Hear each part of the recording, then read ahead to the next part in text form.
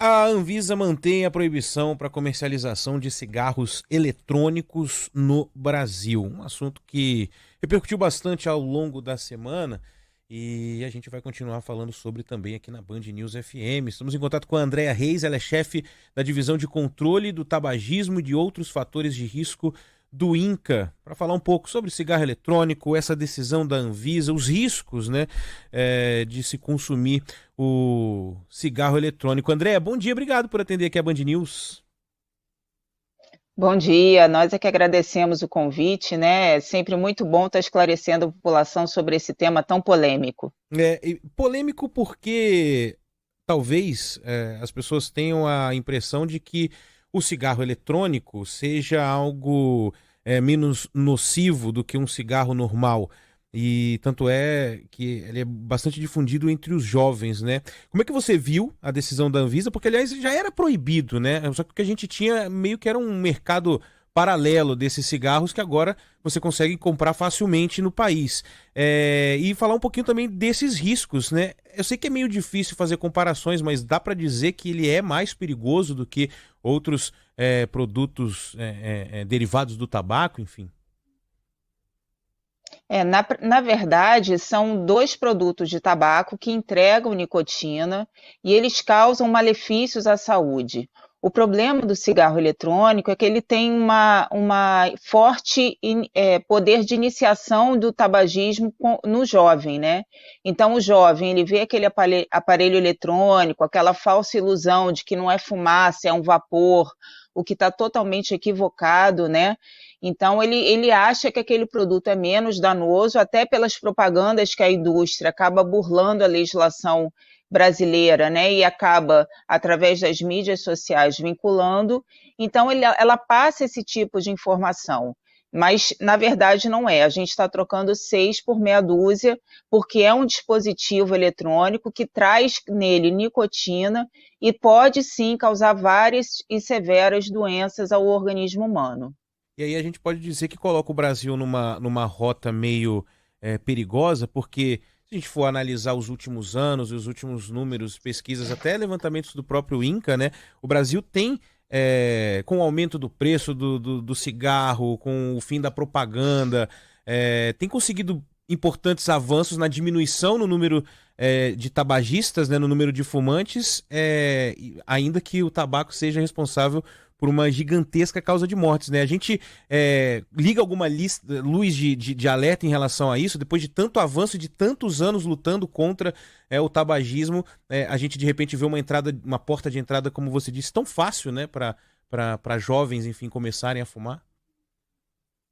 Nossa, foi uma luta, né? Desde que esse produto ele começou a chegar, porque na verdade o dispositivo eletrônico para fumar é um produto antigo, mas eu acho que foi desde 2015 que começou mais esse apelo forte, tanto em outros países, né? Como ele vai chegando aos pouquinhos, sendo transformado pela indústria do tabaco num produto super avançado.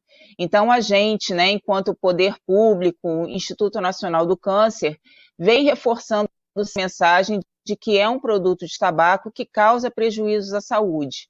E a gente ficou nessa luta, realmente, de esclarecer a população, de esclarecer os órgãos de controle, toda essa questão, né, da Anvisa, esse processo regular. É uma luta muito grande, foi um grande desafio e uma grande conquista a gente conseguir barrar ainda, né, a comercialização livre no nosso mercado. A gente sabe que tem o mercado ilícito, mas o mercado ilícito é uma questão de polícia e não é liberando que a gente vai encontrar a solução, e sim com maior fiscalização, maior controle das nossas fronteiras e sempre esclarecendo a população sobre os malefícios desse produto. Pois é, e essa questão da fiscalização, ela me chama a atenção porque acho que o ouvinte vai se identificar também. Em muitos lugares do Brasil, a lei antifumo, ela pegou bem. Em São Paulo é um exemplo disso, assim. Às vezes em São Paulo mesmo, em ambientes abertos, você tem que andar a determinada distância para longe do estabelecimento para você poder fumar. Mas geralmente esses cigarros eletrônicos eles são aceitos em ambientes fechados, né? Não há uma fiscalização em relação aos pods, né? Como são chamados. eu acho que isso também acaba, de alguma forma, fazendo com que as pessoas se sintam mais à vontade, né, para fazer o uso, porque, como você disse, foram anos de luta, inclusive com leis bastante não punitivas, mas de que alguma forma inibiam as pessoas, né? Restritivas, né? Restritivas, exatamente, né? E isso não acontece com o cigarro eletrônico, né? Na verdade, como o cigarro eletrônico, ele é considerado um produto de tabaco, ele entra na mesma legislação. Então, onde é proibido o uso de produtos de tabaco, como cigarro, cachimbo, charuto, é proibido o uso do dispositivo eletrônico para fumar. Então, é isso que agora a melhoria dessa RDC 46 vem trazer, né? Ela vem trazer esse esclarecimento, além de ratificar essa proibição, né, essa manutenção da proibição do comércio, propaganda, importação, ela vem trazendo, né, esse avanço dessa campanha de sensibilização para que a gente possa falar sobre isso. Então, o dispositivo eletrônico para fumar, ele é um produto de tabaco e ele está inserido em todas as legislações onde o tabaco está inserido, ou seja, não pode propaganda, tem que ter imagem de advertência, não pode fumar em ambiente fechado. Então, todas aquelas regras que a gente segue para um cigarro tradicional, se esse produto, né, viesse a ser liberado no Brasil, ou mesmo esse consumo ilegal que a gente tem, ele tem que seguir essas regras de mercado que a gente tem, né, a Política Nacional de Controle do Tabaco, que a gente conquistou no nosso país. É como se a decisão da Anvisa preenchesse um hiato, então, em relação a como que as autoridades podem lidar, né, com esse problema. Eu acho que ela vem somar, né? Eu acho que a gente já conseguiu um esforço muito grande no Brasil.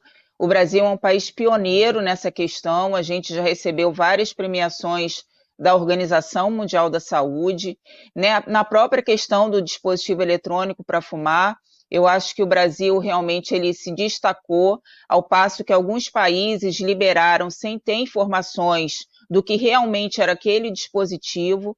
O Brasil, pelo princípio da precaução, né, prevendo a questão da saúde da população, resolveu desde o início proibir e foi a decisão mais acertada. A gente tem notícias, né, agora nos Estados Unidos que eles estão realmente proibindo certos tipos de dispositivos eletrônicos para fumar, porque verificaram realmente que estimulam a iniciação.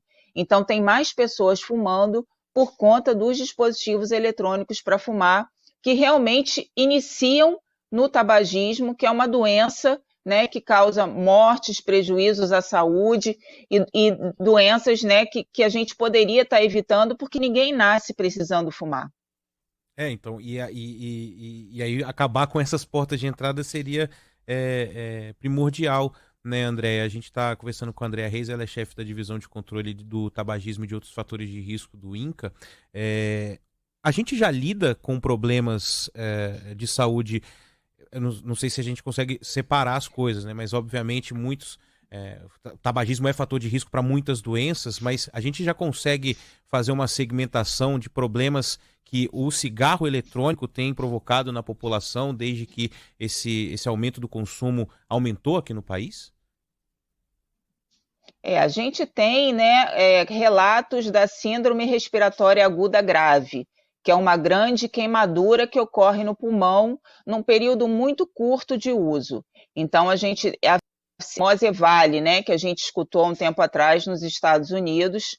Aqui no Brasil, a gente tem um baixo consumo ainda, é 0,6% da população que fuma o cigarro eletrônico.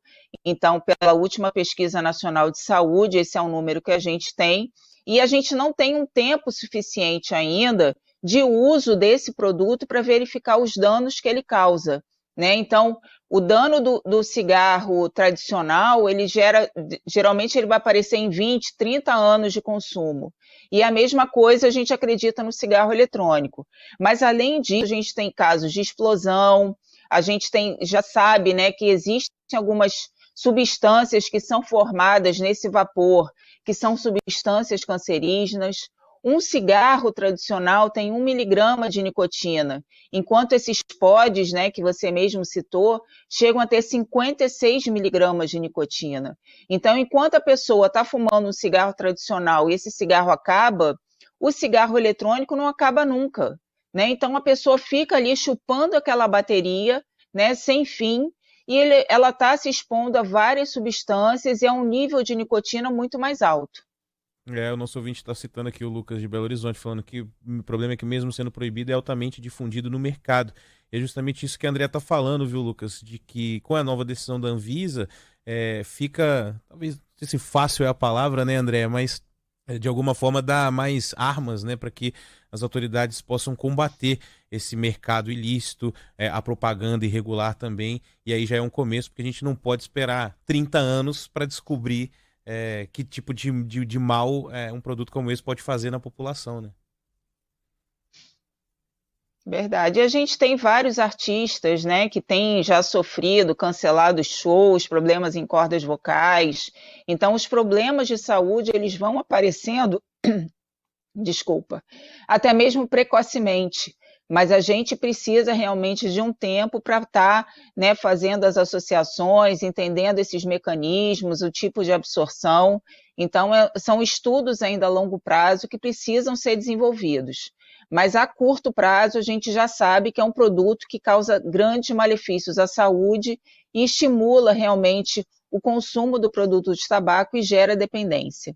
E que sirva de alerta. A gente vai seguir acompanhando esse assunto aqui na Band News FM. Conversamos com a Andrea Reis, chefe da divisão de controle do tabagismo e outros fatores de risco do INCA. Andrea, muito obrigado, viu, pela entrevista, pelos esclarecimentos. A gente espera que seja mais uma batalha aí que o país consiga vencer, assim como venceu outras, né, na área da saúde, o tabagismo que você citou, a questão do sódio, por exemplo, e são pequenas vitórias que a gente vai conquistando ao longo do tempo, mas que fazem bem, né, para a nossa população. Muito obrigado. Com certeza, nós é que agradecemos. Boa tarde. Boa tarde.